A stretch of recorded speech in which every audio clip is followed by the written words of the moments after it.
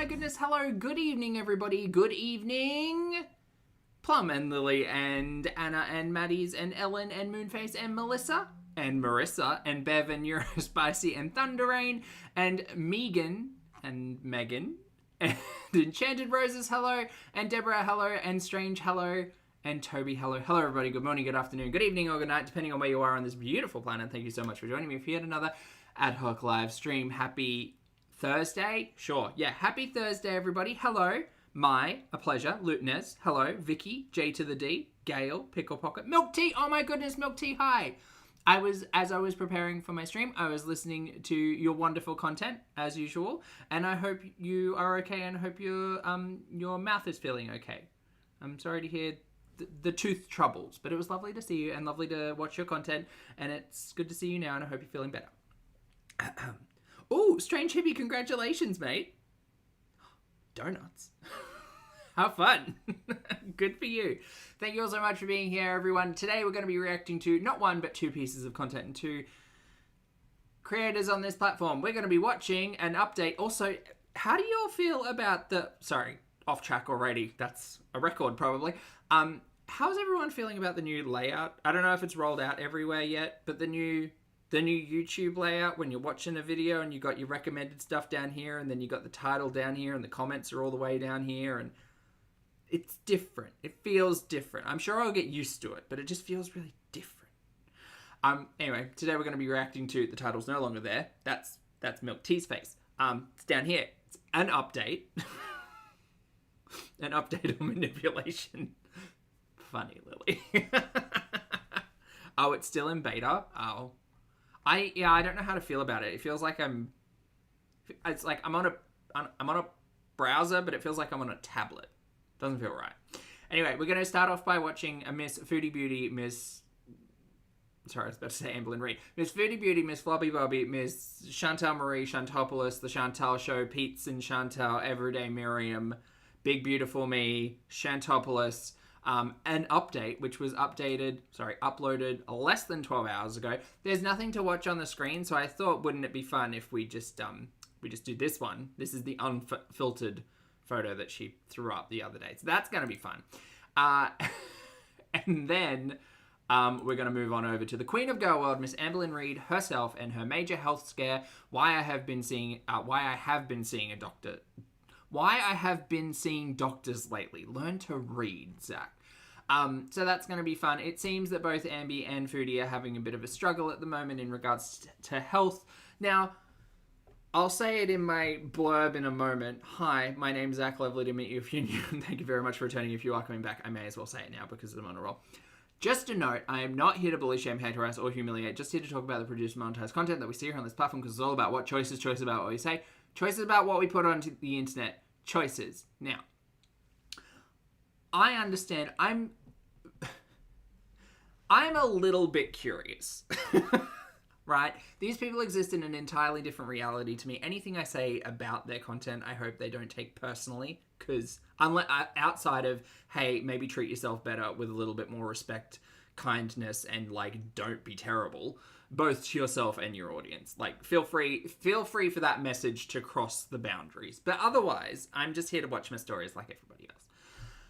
When it comes to the discussion of health, let's call a spade and say that these two individuals, Foodie Beauty and Chantal Marie, have monopolized? No, have monetized. That's the word. They're not top hat and a monocle. Not yet. They've monopolized. No, damn it. Monetized. They've monorailed talking points about their health. We can all talk about our health, and that's all well and good, but we're not new when it comes to these two individuals being particularly manipulative with what they choose to share with their audience, the reasons why they choose to share it, and the ridiculous relationship, parasocial relationship, and I hate to use that word, that they foster and encourage. And in the Ambi content as well, I know some people won't hang around for it, but the way that she talks about, oh, well, I Googled this thing to diagnose it.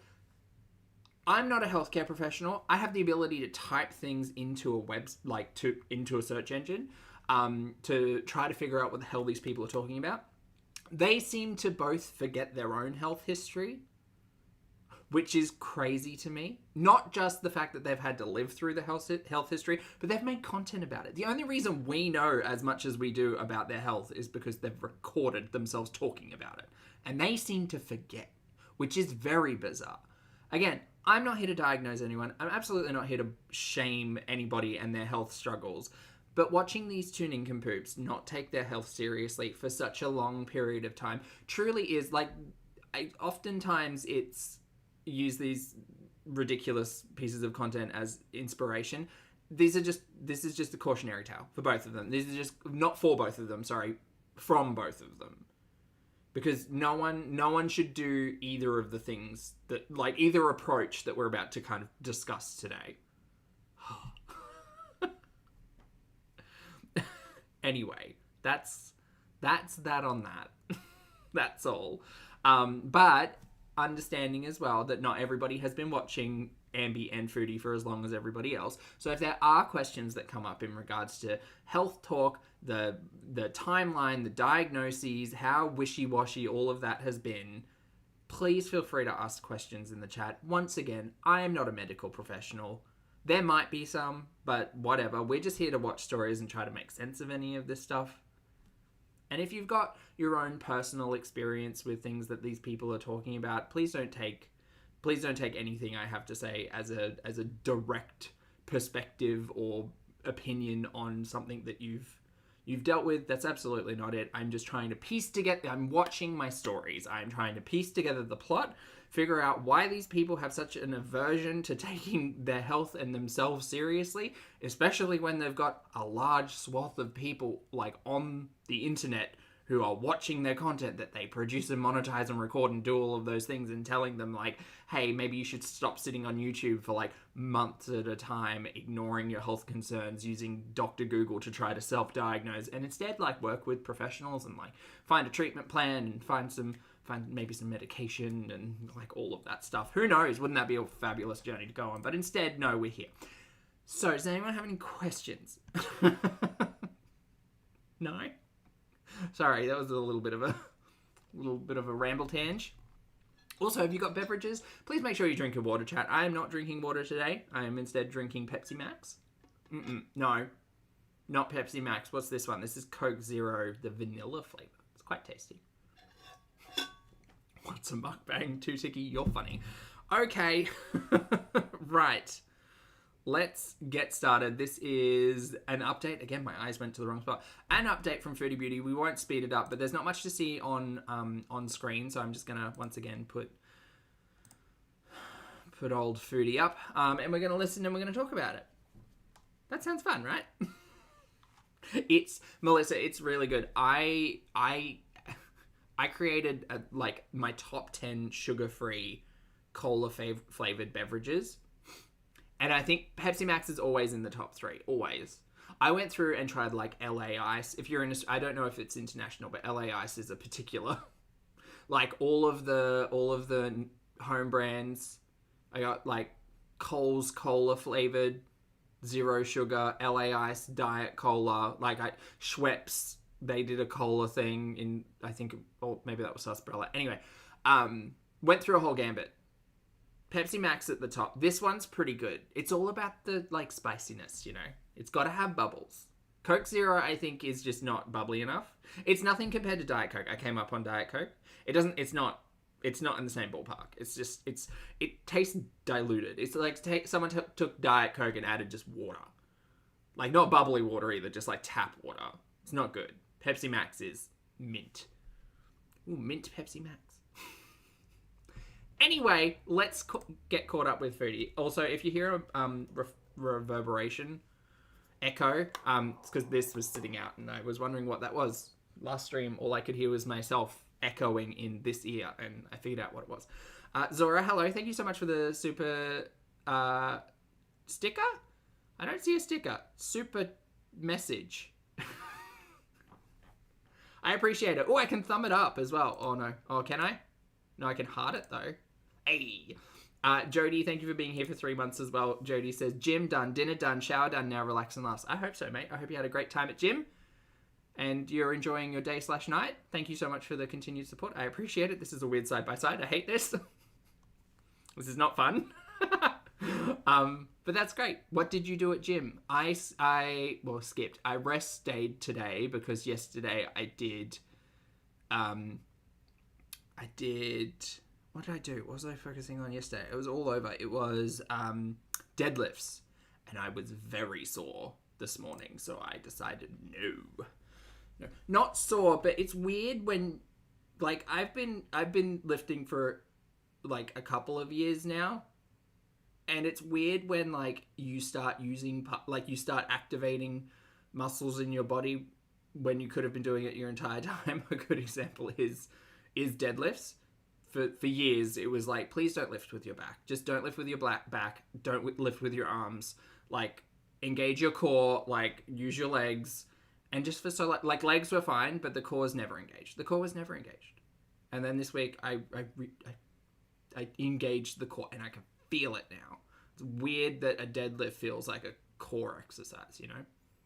Anyway, enough about that. Let's listen to Foodie. Hi guys, so... Oh, she's very soft. I'm so sorry. I'm going to have to turn her up. Sorry. Foodie, could you speak up a bit, dear? Hi guys. There we go. So, I'm sure most of you have been waiting for this. Not really. I mean, for me, the age-old assumption, that if Foodie's gone from the internet for more than 3 days, I just assume she's on a flight, but she could still be on a flight. We don't get any video in this video.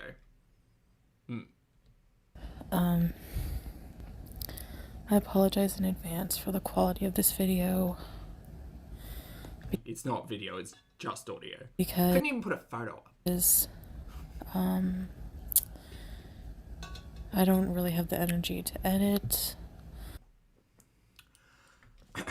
As someone who edited an amazing video about a potential business venture in entity, the way that Foodie edits, if you check out her mukbangs, you can see maybe on average in a 15-minute mukbang, you'll see probably like 6 edits. So Foodie must really be in the wars, in the struggle, if she can't find the time to make edits. Like, this makes me think of the terrible, like, stylist drawings she was doing. Remember that fever dream period of time where Foodie was doing the illustrations and telling stories over them? She couldn't even deign to give us one of those. Oh, that's what I should have grabbed a screenshot of. the worker at the Burger King or whatever it was. Zora, thank you so much for the super chat, mate. I hope you're having a fabulous night. I appreciate the support greatly. Thank you. I call camel spit. I guess that's good because everybody's already seen this. So I guess that's a good point. And thank you for the support, mate. I appreciate it. I guess that's a good point in time to ask, like, is this lying? I mean, is this lies is the obvious answer because her pants are perpetually on fire. So yeah, Chantel's probably lying in some capacity through this video. But is she, like, en route home or holidays? Is she actually laid up in bed sick? And if so, what is it? Again, it doesn't fill me with joy to speculate over people's ailments, but with Foodie making it a topic of conversation and the majority of her content recently, it could be camel spit, it could be MERS, it could have something to do with the fall down. The way that she talks about how she's feeling ill makes me think that it could literally be anything. And at this point in time, I'm not saying it's fun to, like, what am I trying to say? It's not fun to sit here and try to guess, like, what illness someone has. But specifically with Foodie, because we've been talking about 6 different diagnoses and taking absolutely none of them seriously. Back to, it is the Mr. Burns school of medicine, where like there's just so many things going on and so many of them are being ignored and untreated and unmanaged, and there's probably a list of things that she's got going on that she doesn't even know about. Like, what happened to the C. diff? Anyway. Even put pictures up for you. I can't. So, it's definitely interesting because it is that part of the brain where it's trying to piece things together based on the stories being told by a perpetual,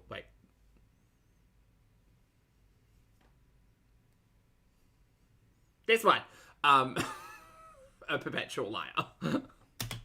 it's not going to be edited, so there's going to be a lot of pauses and stuff like that. We're very used to that. It's okay. Well, I'm alive. Barely. Fibber. I don't know what's wrong with me. I think it was, the 19th, maybe around noon. I started... Wershanefer, is it Wershanefer? Wershanefer. That's an excellent idea. feeling really dizzy. Oh, okay. Back to talking about symptoms and boo-hooing about my health on the internet for attention and sympathy, Chantal. I started feeling really dizzy. Uh-huh. And nauseous. Sure. And I just want to sleep. So I went to bed. Heart, lungs, bloody anything at this point, Mary. Again, go and see a doctor. Go and speak to a healthcare professional. It doesn't matter if it's telehealth, if it's at a clinic, if it's anywhere. Chantal has an enlarged heart. Has suffered 2 pulmonary embolisms, has to take 2 puffers for asthma, right? Cardiovascular, respiratory systems, pretty complex systems. Things can go wrong really easily. She sleeps with a CPAP machine every night. Yeah. I don't understand how you could lay up in bed and be sounding like this, and saying, I'm dizzy, I'm exhausted, I'm this, that, and the other, and not be like, maybe I should go get some tests. This is also the individual who ate too much cheese and had to take herself to a Canadian ER. Yeah.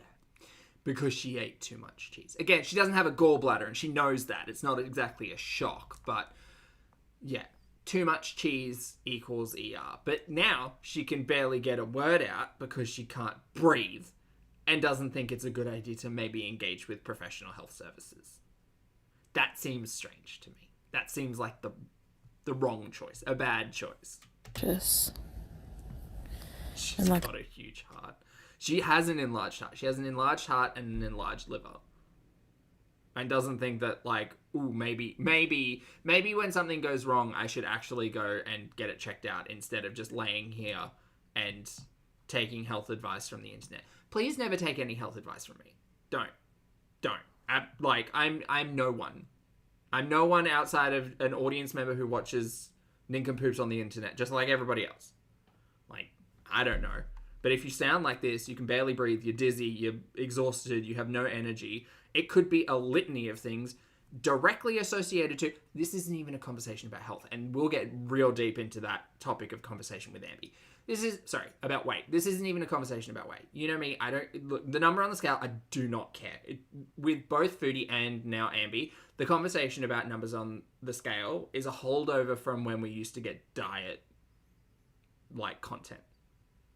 Hey you guys, follow me on my latest Jenny Craig attempt. Hey you guys, I'm trying a water fast for 40 days. Ooh, what about this lemon fast? What about an all potato diet? High vibrational foods only. Ooh, I'm gonna try Omni. No. What was that stupid MLM thing that Amby was on for a while? Anyway. That's when that topic of conversation was relevant to me. Right? The topic, the only talking point for me with a number on the scale, specifically with Chantal at the moment, is that doesn't make a lot of sense. Unexplained weight loss and diabetes are kind of a thing to watch out for. But also, we've watched you become entirely sedentary and it would not surprise me if you've lost a severe amount of muscle mass over the last 3 years. That doesn't even, like, you don't even think of that, though.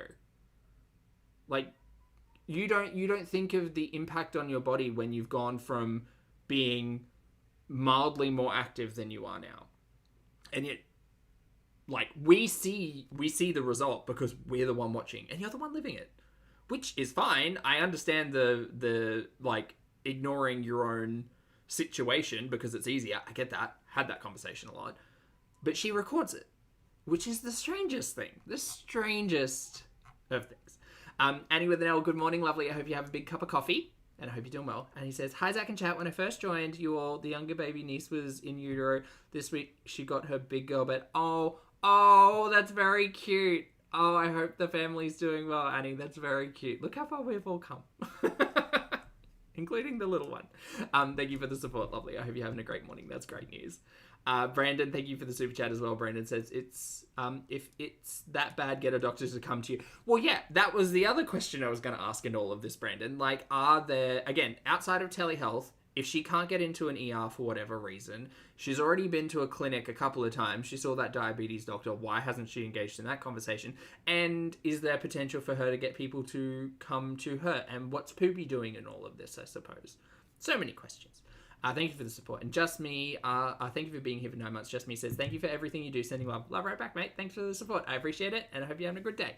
Hello. I just want to sleep. So I went to bed. And it just kind of went downhill from there. I had chills. They were multiplying. It's not the time, Zach. Calm down. Fever. So, can't breathe, dizzy, exhausted, thirsty, and a fever. Could be a list of things. Again, I'm not a professional and certainly not hers. Who knows? Could be that kidney infection we've been talking about, right? Could be related to that. An infection often causes fever. Again, I'm not diagnosing and I'm not a healthcare professional, but it's like, as someone who has experienced a fever once before, which was caused by an infection, yes. Okay, it could be that. It could be that the kidney's infected. It could be she has cellulitis. It could be a list of things that Chantal has discussed and struggled with before and blah, blah, blah. She doesn't know because she won't go to a doctor, and instead is spending at least 10 minutes of her time, which isn't a lot of time to be fair, but spending at least 10 minutes of her time laid up making an audio recording for what purpose? Oh, you guys, I just wanted to make you an update. Okay, great. This could have been a community tab post. Hey guys, not feeling well. I'll come back when I can. Have to go and see the doctor. Great. Why are you making this into a piece of content? You're choosing to, and that's fine. But like, you don't get to say that audiences don't get to have thoughts, opinions, and to share them on pieces of content, because that's just not how this works. Zora, thank you so much for gifting 5 channel memberships, mate. I appreciate it. Thank you, and I hope you're having fun. Welcome back to MB. Enchanted Roses, hello. Siobhan, hello, your girl. And is there someone else I missed? Who did I miss? 1, 2, 3, 4. Who's the 5th one? Mystery 5th person. Hello. Thank you all so much for being here. Please make sure you thank the lovely Zora for the gift. Thank you, Zora. Appreciate it. I don't know if you guys have ever had a fever dream. Oh my gosh. Oh, Del, it was you. Sorry, Del. Congrats. They're so weird. Sorry. Oh my gosh. They're so weird. Sure. Oceana, lovely to see you today. I hope you're doing well. It is a pity party all around. So those were fun. I would wake up. Graveyard, thank you for the super chat. Graveyard says, how dare you suggest common sense and proven science? Magical wee-woo blueberries and lemons are the cure. Might as well shut your channel down. Thank you for the super chat, Graveyard. I appreciate it. That's funny. Drenched in sweat. Maybe she'll try blueberries. What happened to those marigolds? She eat them? I think she probably ate them. Which is not a commentary on how much Chantal eats, by the way, just in case anyone gets upsetty spaghetti about that. Chantal eating marigolds is a direct reference to one piece of content where Chantal brought an entire planter tray of marigolds home didn't have anywhere to set it up, and thought they would grow in her, second bedroom? No, in her bed. They went into the bedroom. They went to the main bedroom. Well, Chantal's bedroom. And then they disappeared, and we never heard about them ever again. But the yerba mate we did hear about. Throdian, hello, welcome back to the channel, mate. I appreciate it. I hope you're having a good day. Hello. Look, it's all deep cuts and references over here. That's still happening. The waking up drenched in sweat. Yeah, fevers aren't a joke, and especially as someone again, Foodie, as someone who has such complex diagnoses with her cardiovascular and respiratory system, and the fact that she's got unmanaged, untreated type 2 diabetes, severe extreme non-alcoholic fatty liver disease, and a litany of other things that she's discussed. I'm not making any assumptions based on what I've watched, but outside of Chantal told us about her health, so I'm assuming that's correct. I know she lies, but there are some things which make sense. Yeah, I'm going to say that a raging fever and waking up in a pool of sweat is probably not a good thing. Probably engage with healthcare professionals there. Where's Poopy in all of this? I don't know. If my loving partner woke up to me drenched in sweat, like shivering with a fever, I'm pretty sure I'd be taken somewhere to have some tests done. Like, fevers aren't a joke. Like, anyway, kidney infection? Maybe. Who knows? Maggie, thank you for the super chat. Maggie says, hey, I'm bringing a veggie tray to the pity party. Oh my goodness, Maggie. Thank you so much. I'll bring the tray of marigolds, as is tradition. Chat, what are you all bringing? Well, come on down to the pity party. We've got wee woo wagons and sadness. So far on the menu, we've got blueberries, lemons, a veggie tray, marigolds. I don't know. Pepsi Max. Melissa. I haven't eaten anything since the 19th, except for I tried having water, and then I tried having... It's interesting that she says, I haven't had anything since the 19th. I tried having water. Now, think what you will about any of that. If Chantal is saying that she hasn't had any water in 4 days,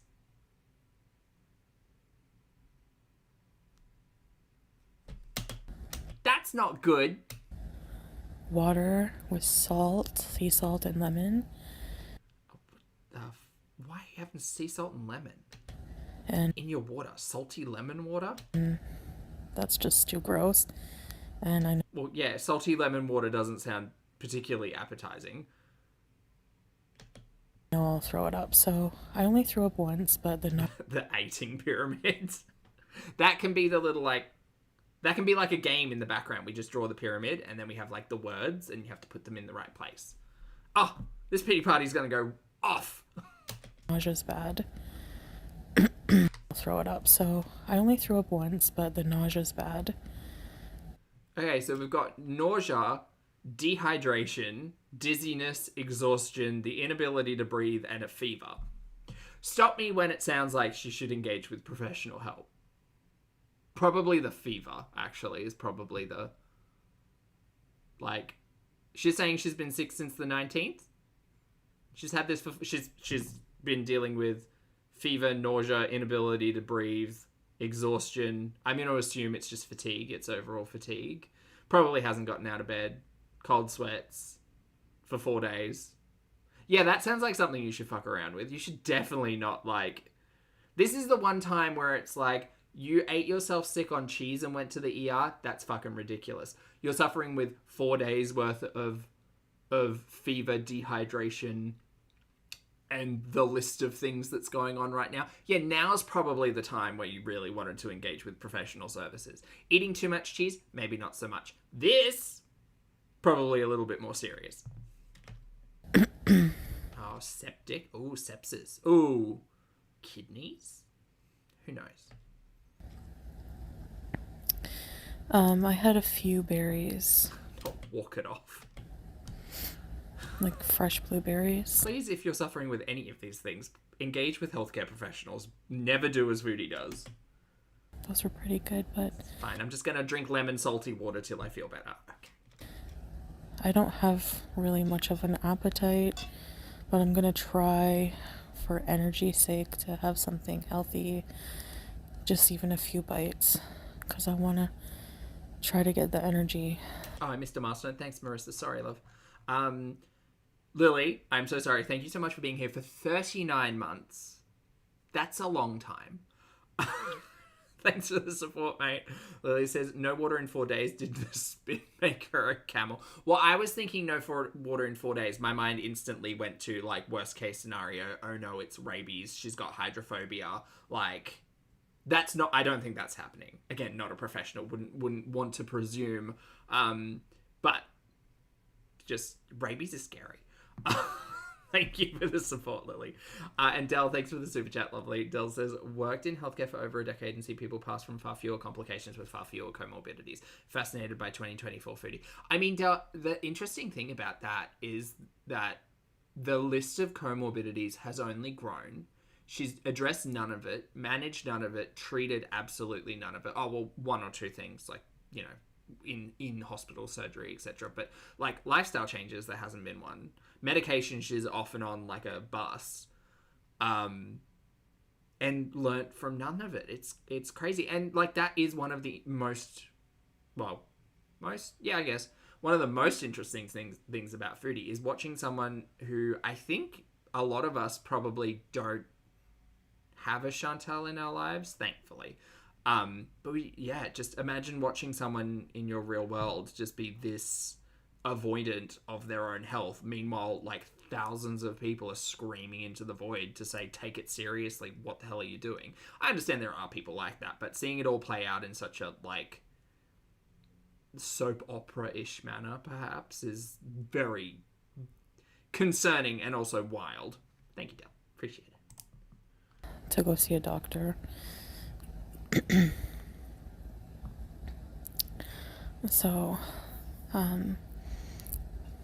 I'll have to keep you guys updated on what I'd love that. Please keep me updated, because the medical marvel and mystery is interesting. happens at Curious, absolutely. the doctor. So, Hey, Beth. Kimber, I see you. Hello. I think this has been the most sick I've ever been in my life, honestly. That's a big call. We've seen Foodie sick a lot. Big call. I don't know how to explain it, just like headache, dizzy, the nausea. Why are you explaining it to us? You've already explained it to us once. You know what you need to do? You need to take the transcript of this video, send it off to a clinic at Kuwait and say, please, I need help. Someone see me. I need tests. Like, Foodie sat here and told us, no, I don't know whether or not it's sciatica. Imaging is really expensive. But Poopy is all about, like, helping me, and Poopy has said that we will sort it out and we'll get imaging. We never heard about the sciatica again. Never again. Couldn't have been that serious for Foodie, since we haven't heard about it in 4 months' time or whatever it is. So how, again, I asked the question, how is it that you spend 4 days in bed with a fever, sweaty McGee, from the fever, not just, existing, and not have your loophole husband be majorly concerned? You're not drinking water for 4 days? That's crazy. The chills. Oh my God, BB Hi, how are you? She will never take care of anything. Never. Never. We have learnt this lesson so many times. Also, hi. I miss you. I hope you're doing well. Also, are you watching All Stars 9? I haven't watched it yet. I got spoiled with all the shorts and the pit stop and the fashion photo review and all the things. And have you seen Naomi Smalls is covering it as well? Oh, work diva. Love Naomi. Anyway, good to see you. Hi. Fever.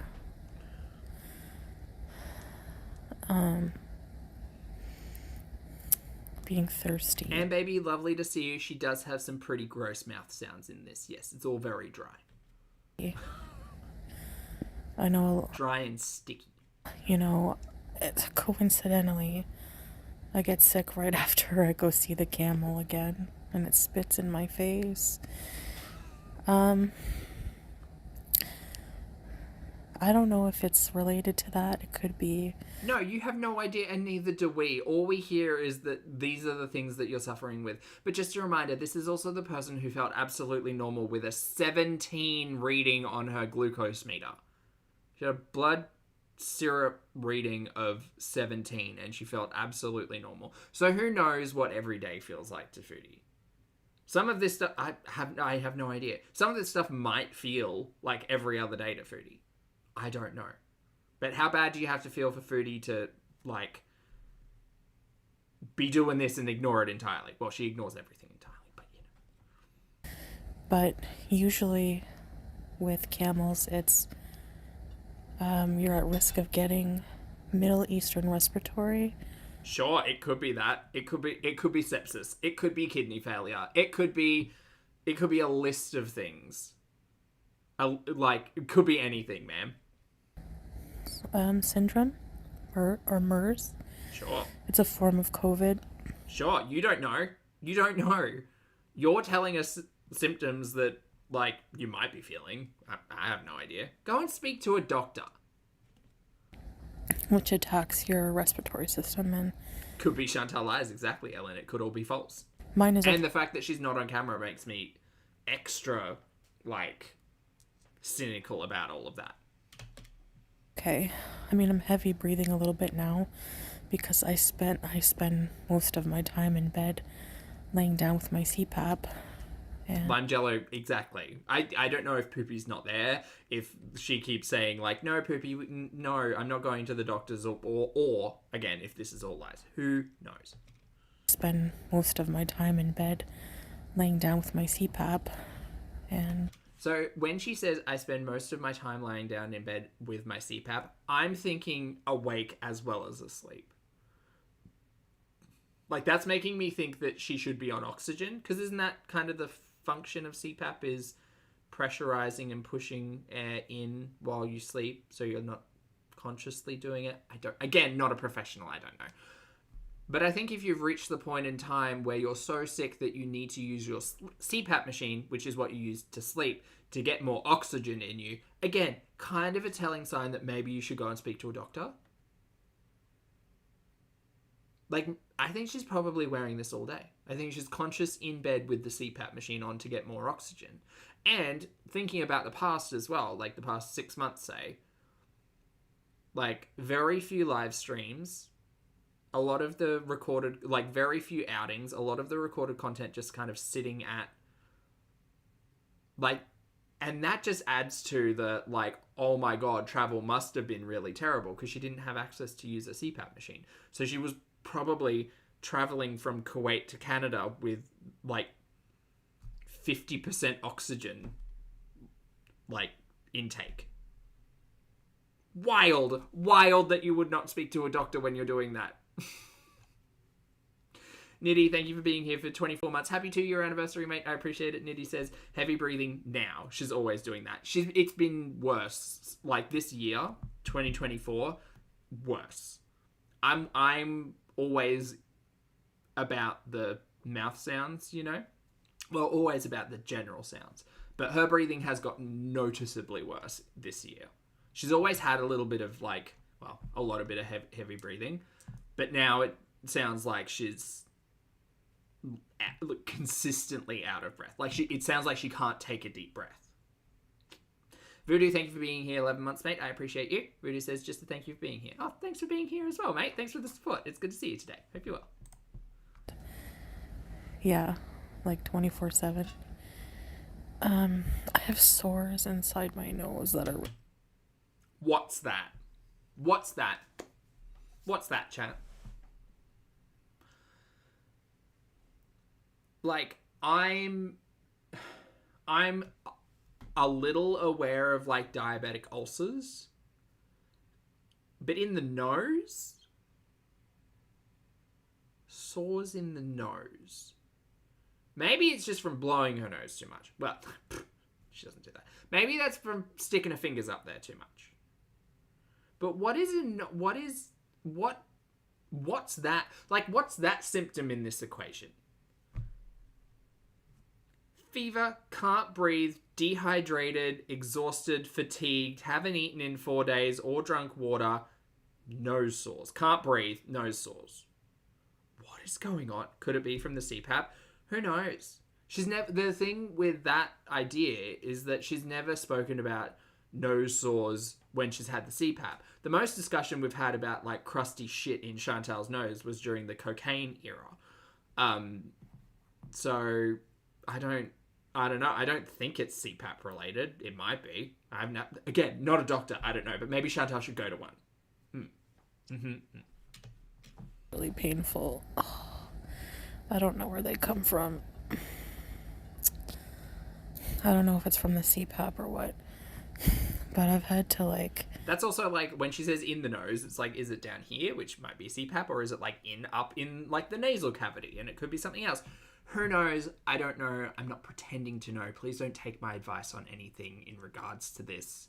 Just look after yourselves. Go and speak to healthcare professionals. Don't do the things that Chantal ever does. Just take yourself seriously. Take the 10 minutes.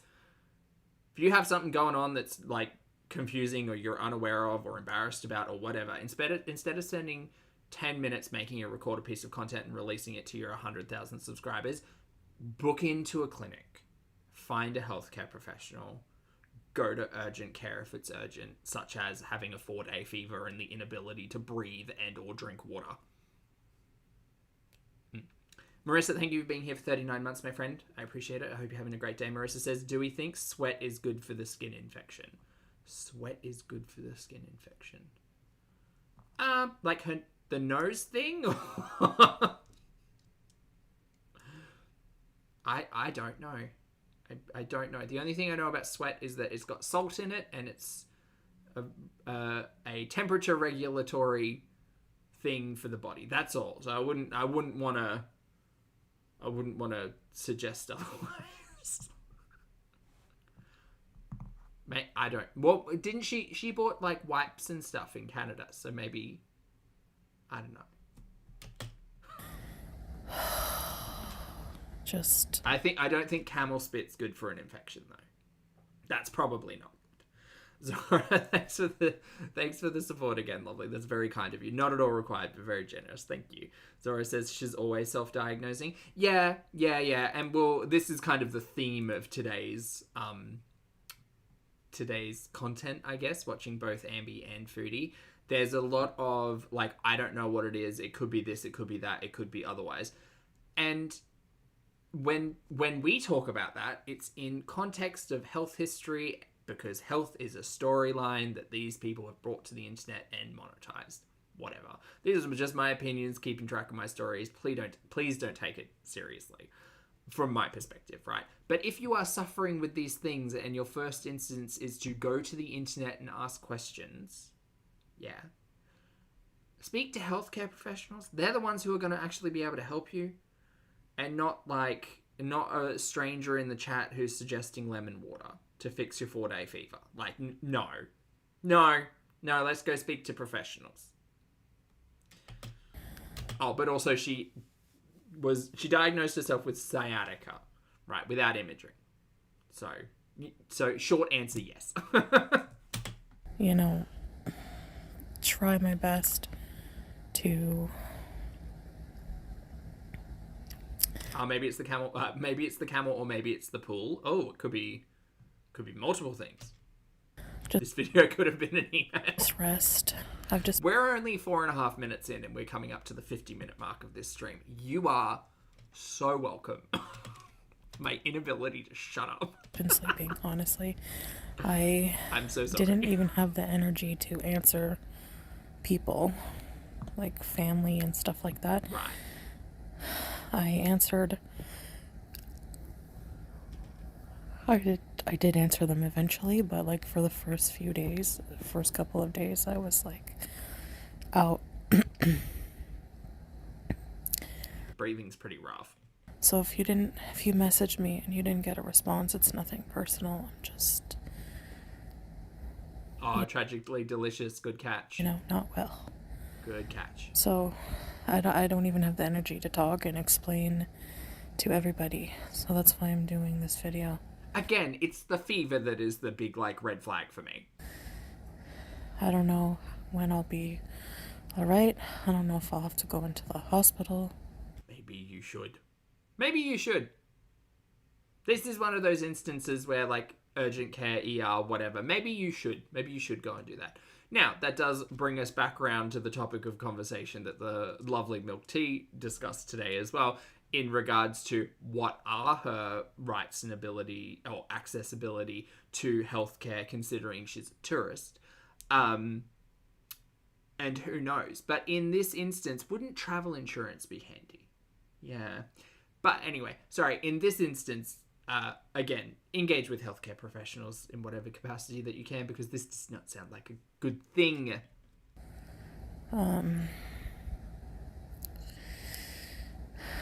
I hope not. Oh, Christo. Well, yeah, in the past, she has definitely said that she's not cleaned Pappy. So, yeah, it would not surprise me. But I have a Well, she hasn't been putting the ads in for Cameo, so maybe she's not doing Cameo at the moment. feeling that I'll need to probably get on some fluids or something. Or something. That would be the second time she's had to go on fluids in the last, like, 12 months. That's wild. Because, hang on. I have a pretty good, like, memory when it comes to the specific talking points of diagnoses with Chantal. The last time she was in an ER was early this year, right? Wasn't it in January? Was it January? No, hang on. When was it? It was the last time she was in Canada. And I don't even know if we got a resolution. Sorry, a resolution from that. It was in Canada. It was, was it March or January? 3 months ago. February? April? March. March, April? Okay, so it wasn't the, oh my god, poopy's a pooper timeline. It was March, April. Right. Right, so she was in an ER 2 months ago. And now, what? Yeah. Okay. I wonder if it's the same thing. Oh, goodness. There's just so much going on. There's so much. Shelby, thank you very much for returning to the channel as a member, mate. I appreciate it. Hello, I hope you're having a good day. Yeah, Kitchen. That's right. She was feeling really, really bad, and she was saying that it wasn't her blood sugar, even though that was where the 17 came from in discussion, I think. Yup. And that was the only reason that came to mind, was because that was the last time Chantal was talking about having to be on fluid. And now it sounds like maybe she's feeling similar to the last time she went to the ER, and it's a bigger problem, but she, again, is okay to use an ER, but refuses to, like, actually manage or treat a diagnosis. That's crazy. That's crazy. So... the norovirus one. That's right. She said she had a really bad flu. Well, that's weird.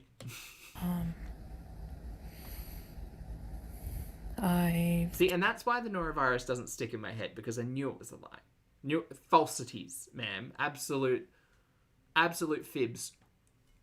Voodoo, thank you for being here, and thank you for gifting 5 channel memberships, mate. I appreciate it. Thank you for your generosity as always, Voodoo. And welcome back to Alex Bearman. A Bearman. Miranda Werschnefer. Am I pronouncing that right? And Amanda, lovely to see you all. Please make sure you thank the lovely TX Voodoo for the gifts. Thanks, mate. I appreciate it. Just been in bed praying. Like praying and praying and praying until I fall asleep, and asking for mercy and help to feel better. And promising to take care of my health and ask for forgiveness. You're not though. You have had this conversation so many times, and prayer, whatever. Great. That's great. But you're saying in this, I spent days and days and hours praying not to feel this way, and that I would take care of yourself. Where have you been taking care of your health? Chantal. You have said this thing countless times over the years. No, now I'm really learning my lesson, you guys. I've got diagnosed with diabetes. I need to start taking this seriously. I'm gonna do a 6-pack arc. I'm getting to Everest. I'm gonna be the next bodybuilder. You just watch me. Imagine if I could just like do that. I'm gonna go for swims and whatever. You have said you're gonna take your health seriously so many times. Just because you say it doesn't make it true, and it's not gonna. It's not happening. It's not happening until you actually do it. Yeah. If you're going to take your health seriously, first of all, you wouldn't have spent 4 days in a fever waiting to sympathy bait on camera like this, or off camera, I guess, but make a piece of recorded content about it. You would have, I don't know, been in a hospital, in a clinic, getting treated, taking medication, anything. No. Forgiveness for damaging my health the way I have. Taking it for granted, like a joke. I don't care if I have an eating disorder or food addiction. What has that got to do with this? What has that got to do with this? Probably a lot in the grander scheme of things. Right now, you could be septic. You could be in kidney failure. Your liver could be trying to yeet itself out of you. You sound like you can't breathe. You have 4 days of fever. You're dehydrated. And you think it's a good idea to record yourself on camera instead of engage with healthcare professionals. What is wrong with you? Big question, rhetorical, don't answer. Thank you for the gift again, Zora. I appreciate it, mate. Welcome back to Balo, Angela, Unicorn Blow, hello, Lime Jello, and Savitri. A pleasure to see you as always. Thank you all for being here, and please make sure you thank the lovely Zora Bound for the gifts. Thank you, Zora. Appreciate it. Appreciate it. Thank you. 4 days is insane. It's crazy, Shay. Like, overnight you could kind of, like, forgive, but 4 days of fever? Crazy. I don't care if I have an eating disorder or food addiction or whatever the part of my language. Your relationship with food, like, and I guess that's the bigger part of the conversation is, yes, Chantal has a hard relationship with food, a complex relationship with food, right? Yeah. Has that complicated relationship with the food resulted in consequences in regards to her health? Yeah. But if you're talking about it's potentially MERS from camel spit, it's potentially like just the flu, norovirus, whatever, the consequences of a hard relationship with food, sure, they're connected in there, right? But it's a bigger talking point about the seriousness that you take in regards to your health, which is not at all, right? It's not saying, well, because you didn't take your ED seriously, that's the reason why you're sick. That's a really like simple connection to make that is like, life is complex and a lot of those things don't necessarily equate to one another. But right now, if you were clickbaiting like your kidney infection and brothy, meaty, foamy pee and like all of that stuff. So if you're talking about that stuff and you're aware of that stuff and you're not treating and managing that stuff directly, but you're thinking, oh no, it's because of my relationship with food that this has happened. Okay, that's some hindsight, right? Let's treat and manage the thing in front of us now. Yeah, we can work on relationship with food. That's okay. We still have time, but that time it is shrinking, right? It's shrinking. So like, let's engage and manage the 4-day fever and inability to breathe right now. Fuck it is. It's Seagulls, yes, I did. Something I have to... That's a reference to Chantal coming online and telling us all how she had a high protein count in her pee because her kidney wasn't processing it correctly. Take control of. But again, I don't want to make any assumptions about Chantal's health. Just the things that she says. A brothy piss. That's Mallory, just a poet. Thank you. I hate when people are like, hey, Bryn. You know, it's not your fault. You don't have control over this. Like, I mean, people, like, in some programs and some... This is a really interesting talking point. We are somehow linking up, but okay. beliefs about how to... And that's probably playing in the back of Chantal's mind as well, is that her consumption of calories has impacted her health. Like, as a general statement, yeah, absolutely. In this particular instance, who knows? Because she hasn't got a diagnosis, whatever. But, like, her health, a lot of her diagnoses are impacted by, and a lot of her health issues are made worse by, the consequences of her refusing to address her relationship with food and just not giving a fuck. If Chantal, I still stand by, if Chantal gave a fuck about making any changes to her lifestyle, including managing and treating and addressing her relationship with food, she wouldn't be fucking mukbanging every day. She wouldn't.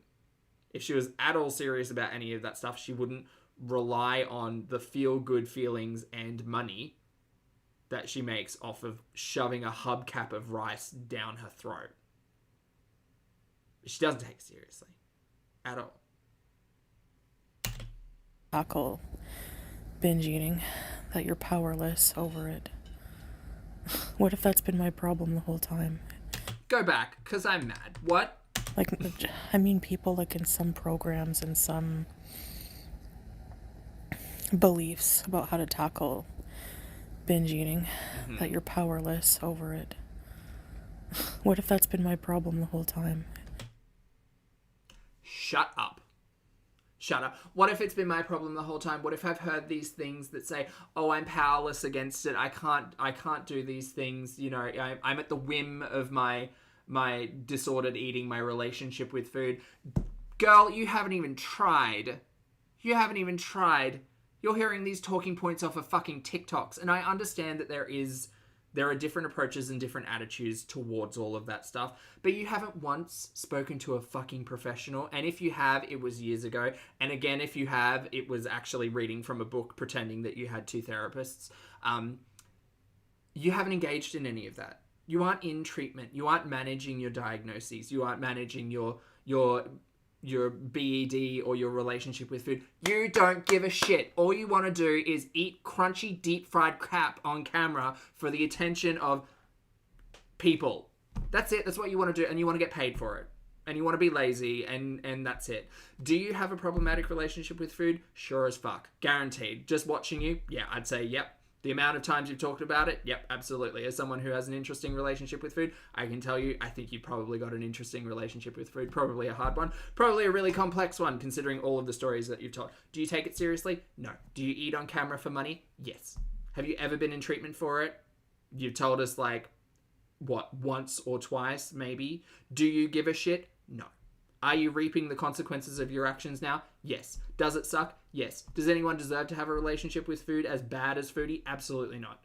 Do I hope that anybody who does have a hard relationship with food takes it seriously, treats themselves with kindness, understands that it's not their fault, but regardless, we are who we are and we need to engage with healthcare services, treat ourselves seriously, have enough respect for ourselves to actually change? Fuck you, Foodie. Sorry.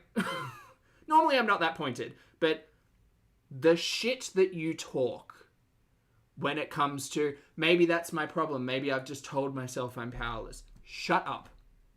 Just shut up. Until you're in treatment, until you're in therapy, until you're taking it seriously. We have watched you spend hundreds of hours chasing fucking old mate across Canada, huffing lines, getting high as fuck, giving absolutely zero shits about any consequences to any of your actions. But still, somehow we come around to your relationship with food and how that's the problem. I think it's a bigger problem than that, Chantal. I think it's the problem. I think one of the major problems is you don't give a shit. You don't give a shit. Because if you gave a shit, anything would change, and nothing has changed. Nothing has changed in the years that I've watched you. Nothing's changed in the years that I've reacted to you, outside of the background and the side characters. That's it. You're sitting here telling us that you've spent 4 days with a fever, haven't had water, you're exhausted, you can't fucking breathe, you don't take it seriously. So yeah, I've got sympathy, or I suppose empathy, in regards to the hard relationship with food. Yeah, that sucks. That sucks. Any of these diagnoses would suck.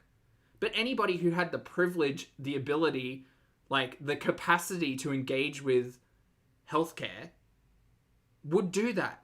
You're sitting here crying on the internet because you've eaten yourself sick. Again, that's the short connection, right? This could be MERS, it could be fucking... She could have kidney failure for any other reason. Who knows? Probably isn't even that. Whatever. But, like, you have put yourself in this position without taking any of your ailments seriously, including both mental and physical. Right? And it's not to place blame on anything, but understanding that if you look back at the 40 years of Chantal's life, and you see the points where she started to be responsible for herself and treated herself with absolutely no respect, and just become, like, I don't give a fuck Marie. Are you shocked that you're here? No. Does it suck? Yeah, absolutely. Did you have the opportunity when you were making $20,000 a month to take any of this seriously? Yeah, you did. You have the opportunity now to take it seriously, but you don't. You lay up in bed with a CPAP attached to your face and a loophole husband who don't give a shit. Crazy. It's crazy. Anyway. Right. Back to her. Sorry, chat. I was thinking I'm powerless. May have had a couple of opinions. So, I'm gonna start trying to eat healthy, small amounts. Maybe some soup, something like that. Contact a doctor. Contact a doctor. Get some tests run. Like, you're sitting here saying that you've got a fever. Have you got a thermometer? Do you know what your temperature is? Do you know what limit where the fever is, like, dangerous and you kind of need to engage with services? Do you have any fucking idea? Is this just all a lie? Probably. Who knows? Who absolutely knows? And that's a terrible thing to say. It's terrible that you don't trust someone when they're in a bad spot, but we are watching Foodie Beauty, so. Vegetable soup, I don't know.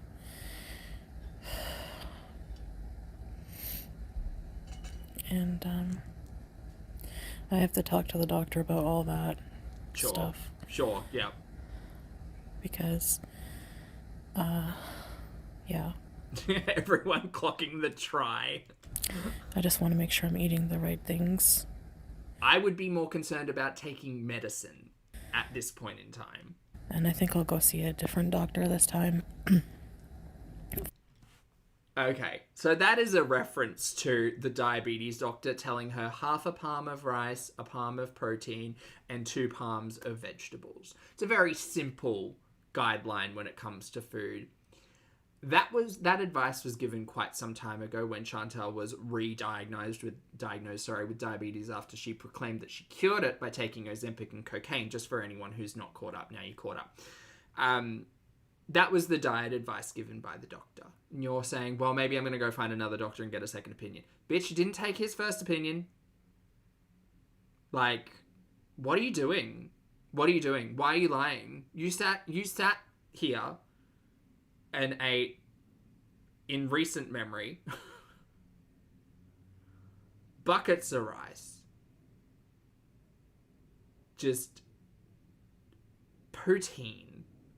Like, just pizza, I'm pretty sure. All of the shit that you should probably have stayed away from, you ate. So why is the first doctor's advice not good enough? Because you couldn't follow it? / didn't follow it? You chose not to follow it? Oh, but you guys, my relationship with food. Yeah, that's hard, but you're also ignoring that. Like, you're submitting to your cravings at every opportunity instead of taking yourself seriously, and now here we are with mystery illness number 12. Okay. What do you expect to happen if nothing changes? Nothing changes. For another opinion. Oh, the ramen, the tinned ravioli, delicious. You know. So. But at least I have a bit of appetite back, which is kind of a good sign, but I'm still so lethargic and tired. Yeah. And I just want to be curled up in bed. Okay, well, you go back to bed. Hopefully you wake up. That's extremely grim of me to say, but I think it's not an uncommon thought at this time if you're telling us it's a 4-day fever. 1 minute I'm hot, 1 minute I'm cold. But I gotta go out. You're like Katy Perry. You know it. That's a dated reference. That dates me. 1 minute I'm cold. But I gotta go out. I know it. But I need a bit of strength, so I'm gonna try to, like I said, get something super healthy. There's a lot of healthy food Well said, Foodie. There's a lot of healthy food. services here that make really clean, healthy, diabetic-friendly food. Do you think... What logic in your brain, Chantal, I really got to ask, what logic in your brain is saying that you've got a 4-day fever, you can't breathe, and it's all going to be fixed with a low-carb diet? How does that... Tell me how that works. How does that work? How does that work that you're just going to spring up and about by eating 1,800, 1,600 calories a day, low carbohydrate, high protein? I think at this point in time we're a bit past the point of the miracles of a low carb diet. Like maybe we could have been using that as a cure-all. I'm not saying it's a cure-all, by the way, but just, in this context. A cure-all like 4 years ago, 5 years ago, 6 years ago, maybe. At this point in time, when you are talking about kidney infections, damage to your kidney, brothy pee, I think we're past the I'll just have a pumpkin soup and like perk up,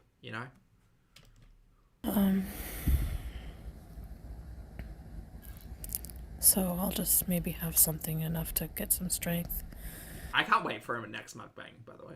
And then What do you reckon it's going to be? Glizzies? Hot dogs? Maybe corn dogs? Salah will take me to the doctor. Go back.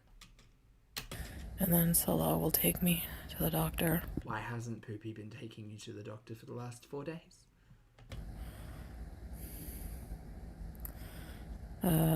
I'm sorry I'm talking like this. It must be annoying to listen to, but...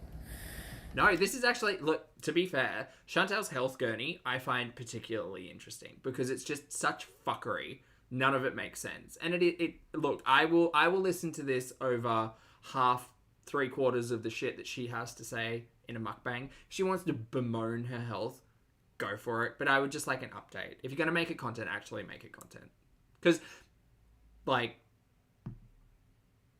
No lies, Chantal has made her health her content. That's what it is. And for me, it's one of the more interesting things. Outside of, is she a tourist? What's the future with Poopy look like? Etc, etc. Like, it is the most immediately interesting thing because it is such a conundrum, such a puzzle, such a tall tale to try to navigate and remember exactly what's wrong, what's going on, this, that, the other. And then the end of it all is just Chantal can tell us the list of, like, her diagnoses could go from 7 to 12 overnight and it wouldn't be shocking. And I don't think anyone would expect that it would change. But it's interesting to just watch a person entirely ignore everything while still talking about it, while still complaining about it, while still whining, I don't want to say whining, but whining about it on the internet. For attention and sympathy, probably. Like, girl, get up, go make a video of you going to a doctor and, like, walking us through a treatment plan or management or taking any of this fucking seriously. But it's not. It's just a downward spiral. This is all I can give you right now, honestly. I'm so depleted. I weighed myself Oh, Amanda, that's interesting. days ago. And I was like 152 kg. Why would you bring up weight in this discussion? That's crazy. That's absolutely crazy to me. Crazy. Hey, Trudy. But I'm not saying that as like a victory. I'm just telling you in relation to... Why, if you've been sick for 4 days, did you weigh yourself? What was the purpose of that? You know, the weight loss and being sick. Right. It's not in a healthy way, so there's nothing to celebrate. Then why bring it up? Anyway. Go to a fucking doctor. If you've got the capacity to get on a scale, go to a doctor. What are you doing? That's an update for you. I'm sorry. Yeah, she said 152 kg. Yeah. Sorry that I worried so many people. Oh. Whatever. I think she truly enjoys manipulating people, and I think nothing makes Chantal happier. Having watched the old mate stuff as well, nothing makes... Chantal gets fucking giddy. Like, just frothing over people being concerned for her, which is crazy. And I would just like to make note that, like, it is human nature to be concerned for another person, right? It is. But Chantal manipulates that feeling out of her audience. She says, oh, if I just go missing for a couple of days, they're going to go wild with speculation. They're going to be so concerned for me. They're going to think it was camel spit. Like, she gets giddy over it. It's wild. It's wild. She said it at the very start of this content. Oh, I know you guys. I know you've been waiting. And you missed me. You've been waiting for this content. Go, whatever. Go live your fucking life. What are you doing? I can imagine how worried some people... Marissa says that's why her comments are off. People were very not sympathetic. I imagine so. I hope every comment was just like, girl, what the fuck are you doing? Go to a doctor. Why are you making this content? But then again, that, like, she loves that shit too. Oh, people, don't you see how much people care for me? Girl, whatever. Whatever happens. It's all in your ballpark. It's got nothing to do with us. We can say go to a doctor because it's the sensible thing to do, but you've never been a fan of that, so do whatever you're gonna do. But, like, you should probably go to a doctor. Were because, you know, my health is not good. So, and yeah, coincidentally happened right after the camel incident. Right. So, Camel flu. the last time I got sick right after the camel, it was more of a flu, like respiratory thing. She said flu. So. Girl, and you say, oh, coincidentally, after the last time I was near a camel, I got a flu. I don't think it's a flu. I think your lungs are failing, girl. Like, I think you're having you can't breathe. You're telling us you're on the CPAP all day. You need oxygen at this point. I don't think that's a flu. I think that's lung failure. Or something. Again, not a professional. Couldn't diagnose. Whatever. Sorry, thank you for the super chat. She's so skinny. I don't understand the mentality of having to bring up the fact that she's 152 kilos in this stream of all streams. Like, oh, but it wasn't healthy, you guys. I'm sick, but I have lost weight. Okay, not surprising if you've got a 4-day fever and you haven't had anything to drink. I'm shocked. I would be more shocked if you'd put on weight in that situation, but I'm not particularly shocked that a sick individual's body weighs less. No, I'm not shocked. We'll see. Anyways, guys, thanks for tuning in, and you're so welcome. I'll keep you guys updated as often as I can. Okay, and that's that on that. Hi, that's guys. literally where she cut it off. So, chat, thank you very much for hanging out for the foodie beauty portion of the stream. She is what? Go to a doctor. I don't understand. I don't understand how you spend 3 days doing absolutely nothing and on the 4th day decide to update the audience with, I'm so sick, you guys. It could be a list of anything, but I haven't seen a doctor yet. Give me sympathy. Alright, that's it for Foodie. We're going to move over onto Ambi now, so I need to take a breath, center myself, not take the energy from frustration from Chantal and put it on Ambi, because they're different people. But the content is getting real similar at the moment. Different people, different stories, different situations, different histories. We're just here to catch up with our stories. So, ears for Ambi, first of all. Thank you very much, chat. You're all legends, and I appreciate you. There we go. Hold on. So we're going to be watching Ambi's major health scare, Why I Have Been Seeing Doctors Lately. So we have been catching up a little bit with Ambi and her discussion about seeing doctors, and she'd mentioned a bladder infection / UTI. I think that was the last kind of point of conversation, and it was getting really confusing. Let me have this very serious conversation with these ears on. It's getting very confusing because she was talking about going on Ozempic from a med spa, but also seeing a clinic in regards to this bigger thing. And that's the bigger thing that we'll be talking about today, or Ambi will be talking about today, and we'll kind of be going over. Now, in all of this, a lot of everyone who's kind of still hanging around and watching Ambi is very familiar with Ambi's health history. We won't recap that, but we'll kind of touch on that as she touches on it. But the long and short of it is that, unfortunately, Ambi, again, much like Chantal, refuses to take her health seriously, didn't have a primary healthcare physician after being in Oklahoma for like 7 or 8 months. Now, and then this whole conversation is about her going to urgent care or whatever it is, and kind of the larger conversations around that, because there is conversation about cancer in this, and Ambi had gone through all of that in 2020, I think. Dates are bad. Gone through all of that, and she'll kind of give the retelling of all of that. I've got some little spots in my memory that I might ask for some assistance in kind of filling in. But we'll get to that when we get to it. Anyway, just a note that those are the talking points today, and we're going to watch Ambi. So, let's see. Here? Nope. Sorry. Sorry, everyone. There we go. Anyway, there's some people in here. So, hi, everyone. If you'd like to hit the like button while you're hanging out with me, I'd appreciate it. If you've already gone, sorry.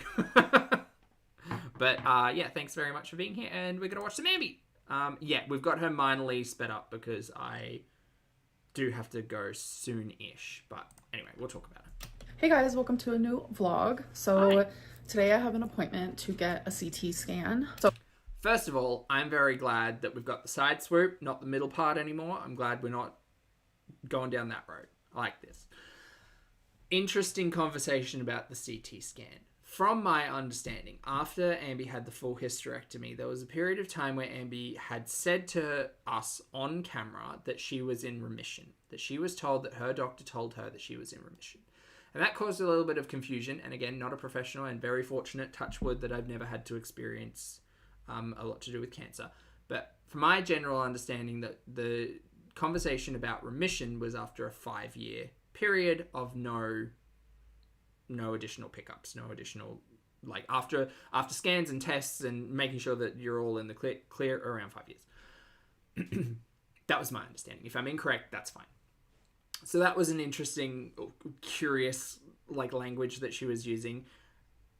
Inside of that topic of conversation, after the surgery, after her full hysterectomy, she was often confronted with the audience saying, hey, to make sure that things are all good, you need to go and get it, I think MRI or CT, I can't remember which one it was. And that conversation about getting scans, getting tests done, doing the follow-up, all of that stuff, there was none of it, right? The one topic that I remember, or piece of conversation that I specifically remember, was the doctor that Ambi had been working with had, according to Ambi, said remission, and Ambi didn't have any follow-ups, didn't do any of that. Just said, it's done, hands washed, move on. That was a while ago, but yeah. So I want to explain kind of what's been happening. Well, and then outside of her taking the estrogen and then speaking to that, I think it was that doctor's office or that surgery clinic or whatever it was, and them saying, no, you shouldn't be on those, you shouldn't be on that medicine, and then her stopping the estrogen.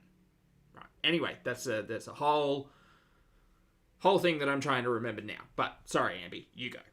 happening, but I feel like I need to do just a real quick backstory of when I was diagnosed with uterine cancer. That was my as an audience member, someone who's trying to remember 4 years ago when we were watching Ambi, that was my version of that. Trying to remember.